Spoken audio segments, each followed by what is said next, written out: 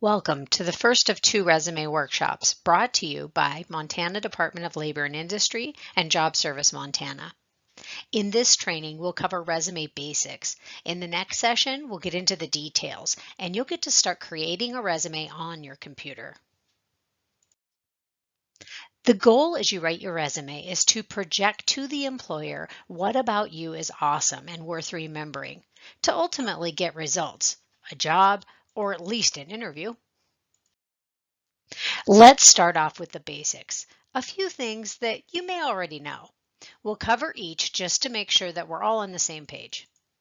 A resume is the best way to make a good impression, to land the interview, and to get that job. A bad resume will certainly ensure that you do not get the job. There are three different types of resumes. Employers tend to prefer a chronological, that's the newest information first, but there are specific circumstances that lend to using a functional or a combination style resume. The components of a resume include the following, not necessarily in this order. There's a heading with your name and contact information, an objective or summary, this is not completely necessary, a section for skills and abilities, your work experience, your education, any activities and any awards that make you stand out. Here's a sample resume. Notice John has an objective at the top, a skills section, then experience and education. As I stated, a resume is your opportunity to showcase your experience and show that you're a worthy applicant. But ultimately, we need our resume to stand out enough for an employer to read it and to see that you're a worthy applicant. Employers are reading resumes hoping to find one that matches their needs and to find an applicant that's a good fit for the position. A few things research has taught us is people tend to see a document by looking first at the top center, so put the good stuff there. Employers tend to look at a resume for just 6 seconds to decide if they will continue to look at it any longer. One recent survey found that recruiters looked for 7.4 seconds and focused on headings like name, current job and duration, past jobs, and dates and education. Employers are looking to see that you can put a presentable document together.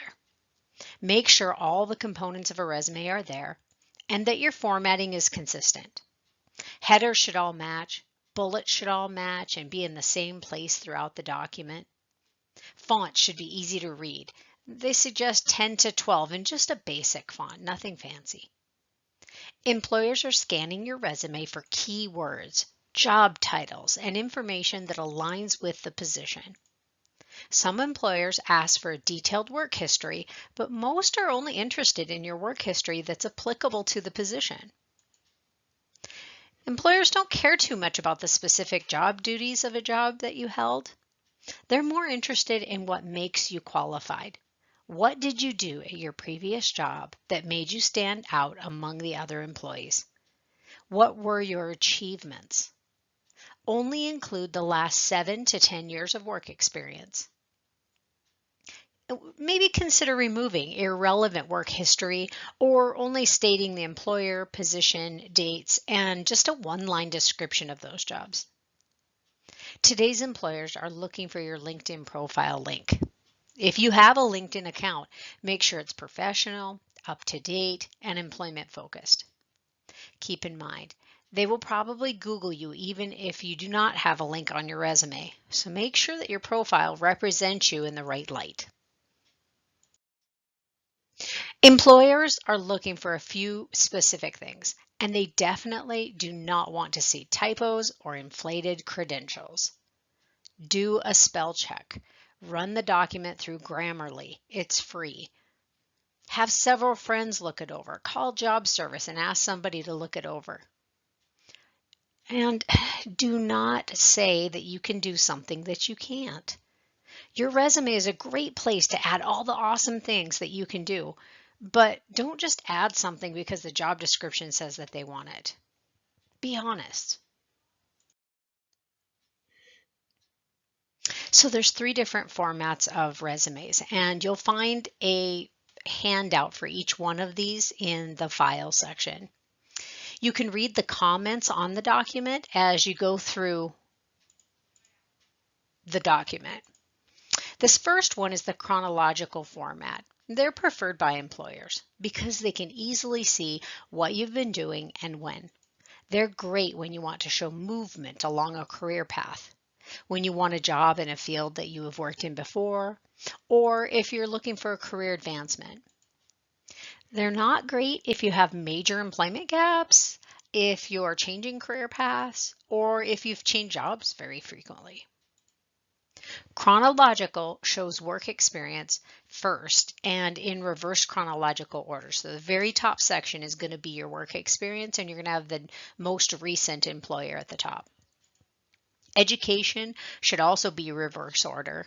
And some recent changes in school of thought are to only include the date if it's recent, if it's in the last 3 years. As far as listing a GPA is concerned, an employer who's going to care is only going to be impressed by a GPA if it's above 3.5. They are preferred by employers, and they do show clear movement along a career path. Although there are some people that leave dates off of a functional resume, I strongly encourage you to add dates. At the very least, you should enter the number of years worked. A couple of thoughts here. Not giving dates screams out that you're trying to hide something. The other, which we'll get into soon, is applicant tracking systems. Without a date, the resume will absolutely be kicked out of a computer system entirely. More on that in a bit. Functional resumes focus on skills rather than experience. They're much better to use if you have employment gaps, or if you're changing career paths, or if you want to highlight a specific skill set. They're not great if you want to show your upward mobility from one job to another, if you're an entry-level candidate, or if you lack transferable skills. They're skill heavy, so without skills, it makes it difficult.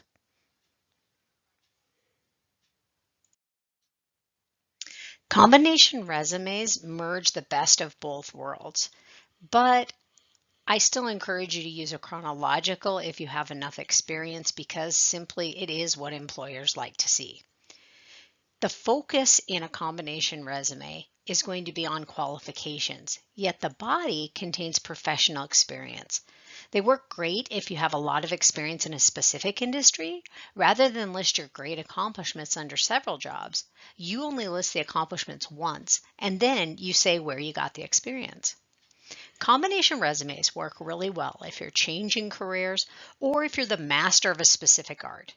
Not so great if you're looking to highlight your education or if you lack experience or are an entry-level applicant. Before we move on, consider how each one of these resumes have a heading at the top that really pops off of the page. Also, the headings in the different skill sections really pop off the page. The employers are scanning for important information, so consider making that heading really pop off the page so that it draws their eyes to the right place. Alrighty, next we're going to do a resume review activity. The idea here is to look over each one of these resumes. I'm just going to give you 6 seconds to look it over. Then you're just going to jot down on a sheet of paper what stands out. What do you remember about the resume? And then we'll talk about why we're going through this little activity. Okay, pause the video, get a piece of paper, get ready. Here we go. I'll set my timer for 7 seconds.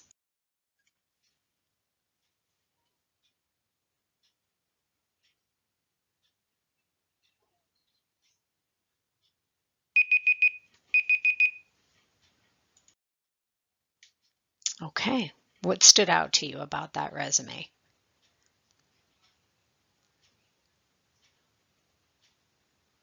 I know that it seems like you didn't have very much time to look, and that's purposeful, so don't worry about that just yet. Okay, ready for the next one? Here we go.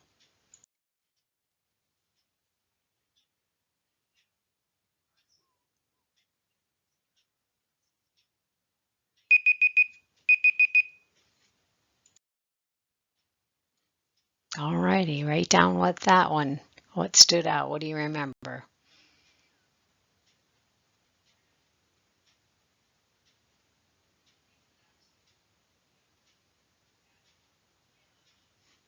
Okay, here comes the next one.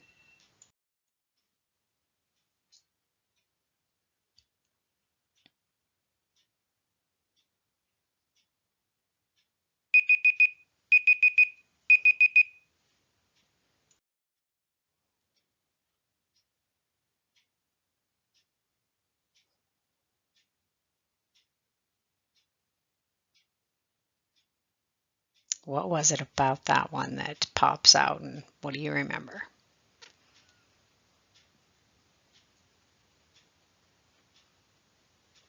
All right, here's the last one.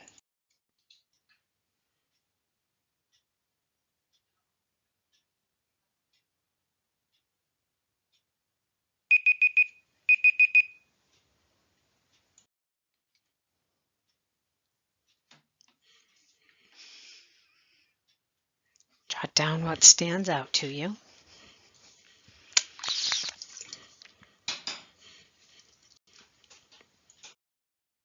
Okay, so having seen all 4 resumes, which one would you take time to read? If you were the employer and you only got 6 to 7 seconds to look at a resume to decide if you were going to even take the time to read it, which one popped off the page and said, yes, that one is the one I'm going to read? And keep in mind how much time you gave each one and what you were looking at. Your eyes do go to the headings, and so the headings are important, and white space is important. Most people find that they gravitate towards, I think the name was Ebony on it with all the white space, the third one in there. It's an interesting review activity.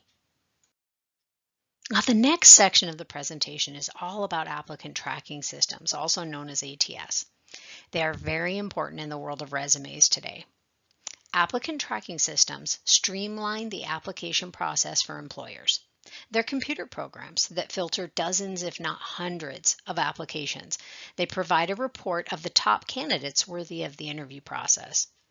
With pricing options to meet any employer's needs, ATS saves time and money for employers. Employers are using ATS for every step of the application process, including pre-screening resumes. So if you're applying for jobs and you're not getting a job interview, it's very probable that your resume has not made the cut. It's very important that we understand what applicant tracking systems do and do not look for, and how to get resumes through the system. They are the trend, with 90% of resumes being scanned and with 75% being rejected. There are literally hundreds of software programs that offer applicant tracking systems. These on the page are just the top performers. Notable customers are Workday, that would be Walmart, FedEx, and Target. Talio, State of Montana uses Talio, so does UPS and Starbucks. SAP, Kroger and TJ Maxx use that one. ICMS, we see a lot of that one here in Montana. PetSmart, RMark, Healthcare Services Group. Lots of different applicant tracking systems out there, and you really just need to be prepared regardless. An online job application often begins with the option of uploading a resume. At this point, ATS breaks up the content of the resume and it assigns it to applicable sections of the application. For example, it sees an employer listed under a heading named Work Experience, and it automatically finds the business name and puts it in the field assigned to employer, the job title and puts that in the position field, and so on. Next, ATS looks at the different sections of the job description and the sections of the application, often populated from a resume, that correlate. For instance, if a job description states certain skills are important, ATS will look at your resume to see if those skills are listed in the section assigned to skills and abilities. Lastly, ATS assigns a score to each application based on number of matches. So the higher an applicant's score, the more likely they are to make it to the final cut. Well, how to tell if ATS is being used? That's the real question here. Well, it might actually be easier to describe ways to tell you if you're applying for a job and not dealing with an applicant tracking system. Employer surveys show that 90% of employers are using ATS in one way, shape, or another. If you're handing a paper application or a resume to an actual person, or if you're asked to send a resume and a cover letter via email, then probably your information is not going to get screened through ATS. However, if you're applying online, there's probably some type of ATS at play. There are three things in particular that you can look at to easily determine if an employer is using an applicant tracking system. When applying online, once you get to the actual application process, after clicking Apply Now, look for the following criteria. Scroll to the bottom of the page and look for a company logo and the words Powered By. This is a clear indicator that a company is using an applicant tracking system. Next, you can look at the URL and the address field at the top. Has that URL changed to something different than the site that you started out in? If you started on a company website and you click Apply Now and you're taken to a third-party site, ATS is now at play. If you're asked to upload one or more documents, you can anticipate there's an ATS program getting ready to parse out that content in your resume. As they say, better safe than sorry.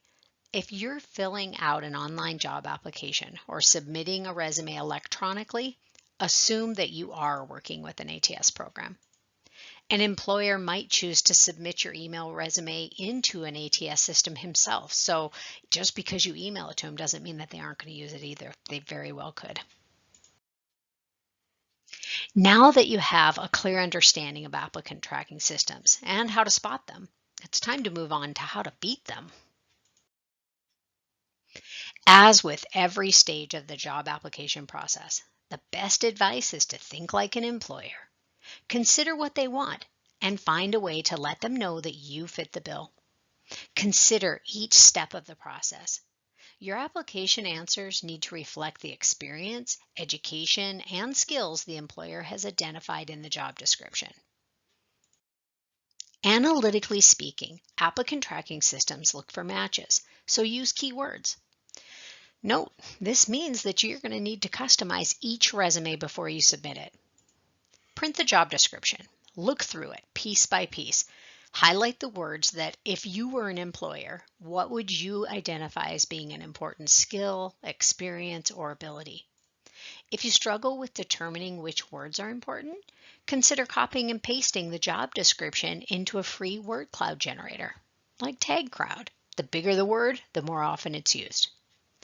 After reading through the job description a few times, consider what that employer may have indicated as skills, abilities, education, and experience that they prefer or would like to see in an applicant. Add them if you have them. Lastly, add a title to your resume that matches the job title word for word. That's a quick way to link at least one keyword right off the bat. ATS systems continue to get smarter, so beware of sneaky tricks like listing the keywords on the page in white font. People talk about that. ATS is going to pick them up, but they'll also see that you tried to deceive them, and some will automatically kick you out of the applicant pool for that alone. Just as a reminder, as you're struggling to add keywords to your resume, they could be found in any one or all of these sections. It's not imperative that the keywords are in the work experience section. They might also be found in different sections of your resume.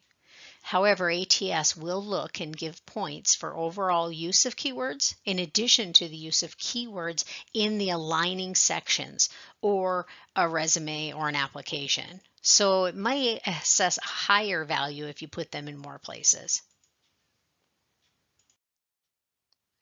Many of the best tips to follow to beat ATS relate to ensuring ATS sees the important information in your resume. When uploading your resume, it is important to follow directions to the letter. If the job posting says, upload your resume and indicates a file type that is supported, be sure to send that type of a document. If you upload a document that's not supported, ATS may not be able to read the information in your resume at all. The way that you format your document matters, especially if you upload a Word document. Many applicant tracking systems are not able to identify text if it's hidden in a special design or shape, a chart, or a fancy table. Fancy graphics and pictures can throw some ATS programs off as well. The program may see your resume as a picture document instead of as a text document. Information included in a header or a footer, now those are the top and the very bottom of the pages, those aren't detectable by ATS.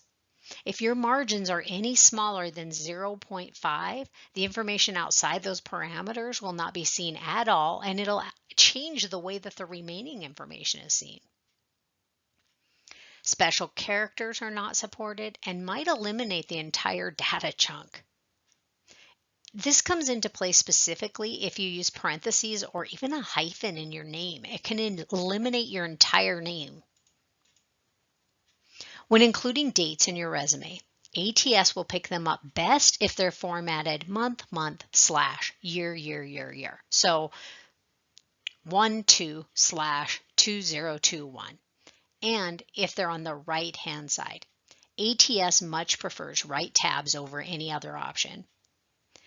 Use easily identifiable headings. Remember, ATS is looking for work experience to put in the professional experience section or whatever they're calling it. Using a heading that says something like life activities might take all the information in that section out of play entirely. Don't use abbreviations or acronyms at all, especially if they're not used in the job description. Applicant tracking systems tend to be picky about font as well, so use a basic font option rather than a fancy one. There is a document called Resume Writing Tips in the File section that offers several tips specific to ATS. Although I mentioned many of them on the previous slide, here are a few more worthy of mentioning. Choose a professional font size, 10 to 12 points. When using bullets, choose simple bullets, circles or squares, and do not use more than 6 per section.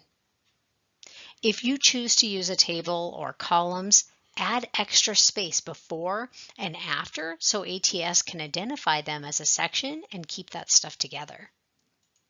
Remove any hyperlinks. Hyperlinks are usually found in emails or maybe a profile address if you put like your LinkedIn profile on your resume. And I'll teach you how to do all that in the next session. And use an ATS approved font. There's a list on this handout of 10 that every ATS seemed to recognize. Lastly, this handout has a link to jobscan.co where you can upload your resume for free and receive an ATS score, and it even offers advice on how to increase your score. I believe this is the single most important takeaway about ATS. Saving in plain text will not solve all ATS issues, but it does solve a lot of them. It changes undetectable font into all one size courier font. It changes bullets into asterisks it can detect, and it removes tables for you that throw ATS off. A very important piece for ATS is to upload in plain text. If you don't, an employer might see garbly gook like this. Honestly, this resume would not even make it to HR. Other problems include misinterpreting the tables and the bullets and ignoring them altogether, not recognizing headers, so not seeing your experience or your education at all, and bringing in the information all wonky. And because you aren't on the other side of the computer system, you don't know what ATS is seeing. Plain text is the best way to make sure that you're sending what you mean to be sending. So how do you save in plain text to upload that version? You just follow these simple steps when you save and you'll be all set. I have the steps here for you and we'll go over it, but we'll go over this in great detail when we get to the details. When you save, you'll just go to the File tab, Save, and in the section that says Save as Type, you'll choose plain text down there. And we actually want to save in 3 different ways. You want to save your resume as a Word file so that you can go in and make changes. As a PDF, that ensures it looks exactly like you planned. So that works really well when you're going to email that to a business or to an employer. And then plain text, which is perfect for uploading for applicant tracking systems. Okay, time for a quick pop quiz. Let's test your memory. This is all about ATS. Question number 1. To ensure the font is readable, choose at least 10-point font. 10 points, is that right? When using bullets in a resume, list 6 to 8 bullets. True or false?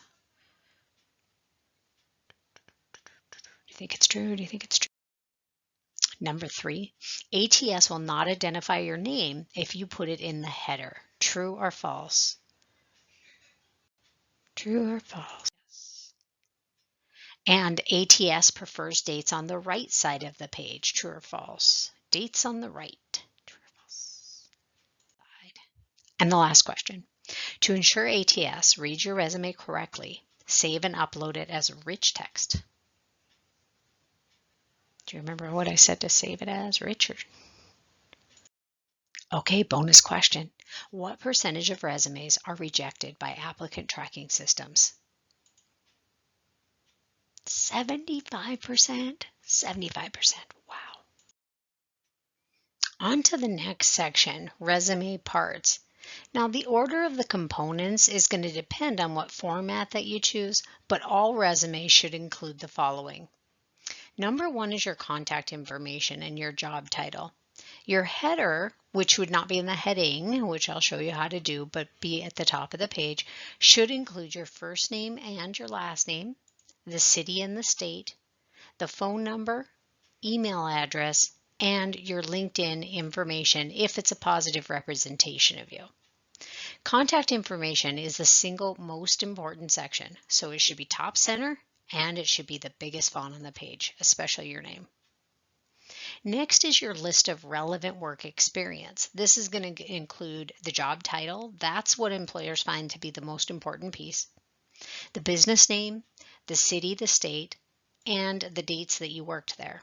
You want to format that month / year dash month / year. Then applicable transferable skills, and then your education. Your education should include your degree, no abbreviations, type out bachelor's degree, associate's degree, the institution, the city and the state. Only list the dates if it's within 3 years. List the GPA only if it's 3.5 or better. And then list any special classes or a minor if it's applicable to the job.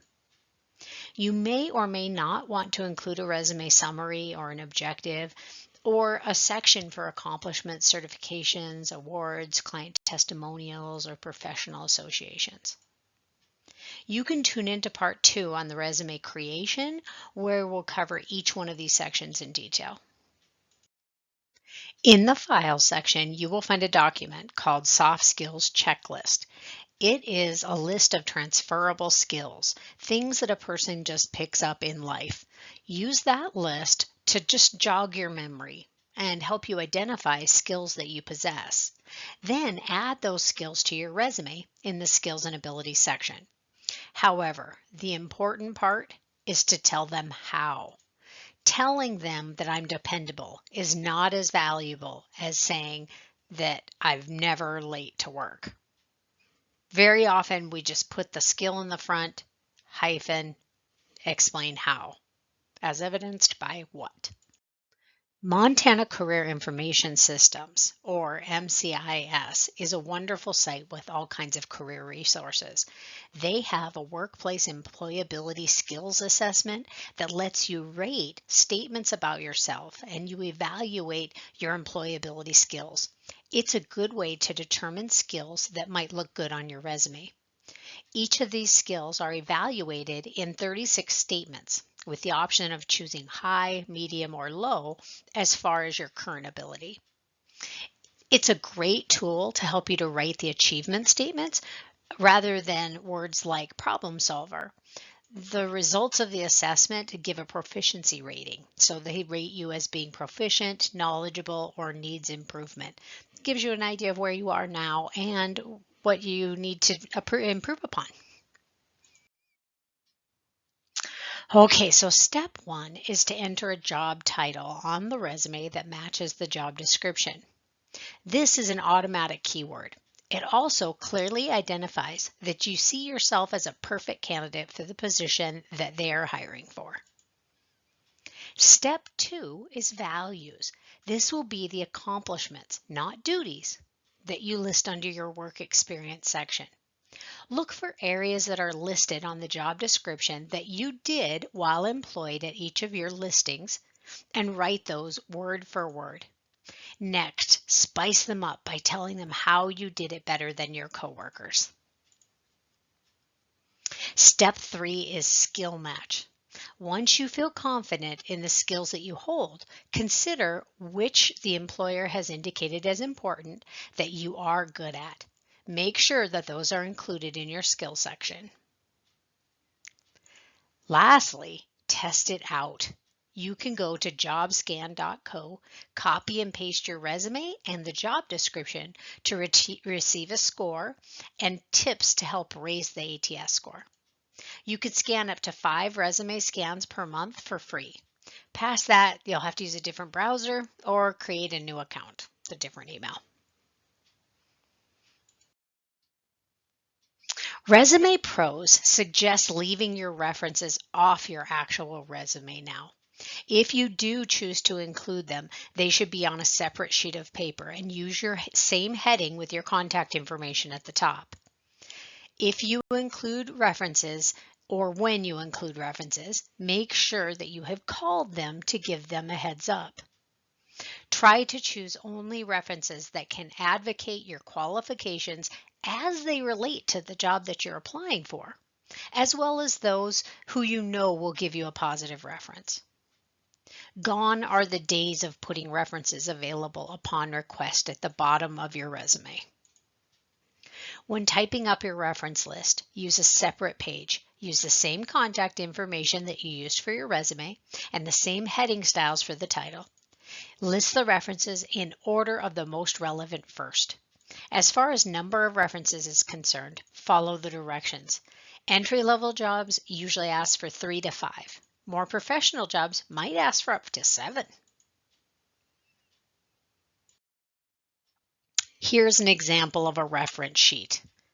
So you're just going to have your contact information at the top. You're going to have their name, the company they work for, their phone number, an email if you have it, make sure you don't hyperlink it, and a short description of that relationship that you had to them. Were they your manager or a coworker?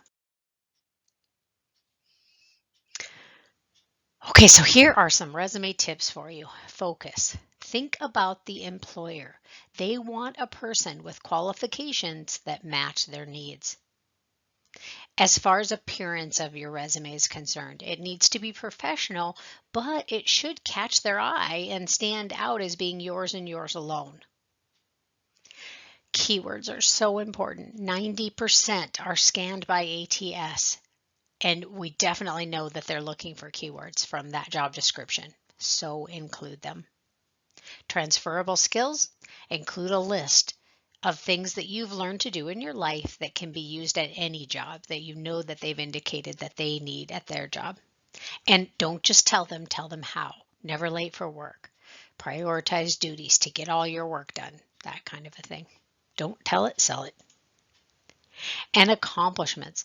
Anyone can complete basic job duties. Employers want people who go above and beyond.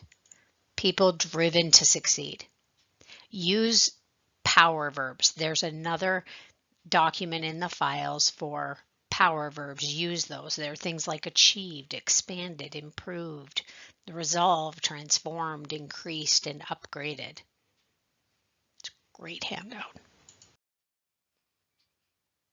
Here are some things to avoid on a resume. Avoid all personal pronouns. Never use me, myself, or I on a resume. You can do it on a cover letter, not on a resume. Avoid acronyms. We talked a little about that. Instead of putting CNA, you're going to write out Certified Nursing Assistant. If you do decide to use a acronym, put it in parentheses after you spell it out. We want to avoid street addresses now. Your own at the top, the schools, the employers, references, we just don't give street addresses. Self-serving objectives. At the top of a resume, we used to put something like to obtain a job with advancement opportunities or stable position, something like that. That's all about you. We want to make sure that it's about the employer. So think about what they want and tell them how you're going to serve them, help them to make more money, to be a better business. Of course, avoid exaggerations or mistruths. Always be honest. And do not bring in any kind of negativity whatsoever. Always focus on the positive, no matter how you left the situation, no matter where you were at. Leave off anything that's just going to pop off the page. Large graphics, excessive color, definitely photographs. We don't want to have any images or tables or anything that's going to pop or cause ATS not to read it. Hard to read font. We want to make sure that you got about 10 to 12 font is about right. Not too big either. The headings and whatnot can be a little bigger, but the regular size is 10 to 12. And specialized bullets. We want to stick to circles and squares. That's the most professional option. Never include any personal information that can be used against you. So anything such as your age, your sex, race, marital status, religious or political affiliations. We're just not even going to mention any of those things. Employers can't legally consider this information when they're making a hiring decision, but that doesn't mean that they aren't using it. So just don't give it to them. Stick to your professional information. The only exception to this rule is if you're applying at a religious or political organization, and it would actually help your application process if you are also of that same religion or political organization. Okay, next we have some frequently asked questions and the answers. First, how long should a resume be? Well, that depends on the job and just on how professional it is, but a rule of thumb is to try to keep it to 1 page if you can, but no more than 2. Feel free to print it on the front and the back so that it doesn't get lost if you have to turn in a printed version. Oh, and remember, length isn't a factor for resumes that are uploaded in ATS alone. So if it's asking you to upload it, it's not as much of a big deal. It's when they're going to print it on the other side. How much job experience should I include? Include all applicable experience, but in general, go back 7 to 10 years. That's good enough. Show consistency of work history with those 7 to 10 years. You give more than that, they start doing the math and then they're using it against you. We don't want that. If you have been at a job for a very long time, you could consider breaking it into smaller chunks. Maybe different positions if you got a promotion. Also consider that you could bring something in that was more than 7 to 10 years ago if it was applicable to that job in particular, if it was experience that was doing the same exact thing. How should I address gaps in my work history? Well, consider listing the reason as its own job. So what were you doing? Consider, could you put, if you were a stay-at-home mom, you could put you were a caregiver. Did you do some odd jobs? You could put that you were a general laborer, and then you could list those as being self-employment. What if I don't have any job experience? Well, there are options. Include any kind of volunteer work that you've done or side jobs. Like I said, you could put yourself out there as a gig worker. And incorporate the fact that you have the ability to learn and that you have a good attitude. That's what employers are looking for, the ability to learn and having a good attitude. So make sure that they know those things. And some helpful hints just to end the presentation. Your email should definitely be professional, and you don't want it to be hyperlinked. So the best professional email is going to be your first name, last name. There's a lot of email servers out there. So just get a new email just for job search if that's what you need to do. Your voicemail needs to be set up. It needs to be professional. Make sure that you're checking your email and your voicemail often. Make sure that it's not full so that it's getting kicked back and they can't leave a message. Social media is very important. Google yourself. Try figuring out what is it that they're going to see if they Google your name. Because even if it's an old Facebook account that you don't have access to anymore, if it shows you in a negative light, they're going to see that. One thing that you could do is to try to delete an old Facebook account, but if you don't have access to that account, you can report the profile as fake and say that they're pretending to be you, and then they'll reach out to that email that nobody is answering and they'll remove it for you. Organize your resume based on your strengths. So that's where we're trying to choose the different formats there. So think about, where is your strength? Do you want skill first, education first? Is it experience first?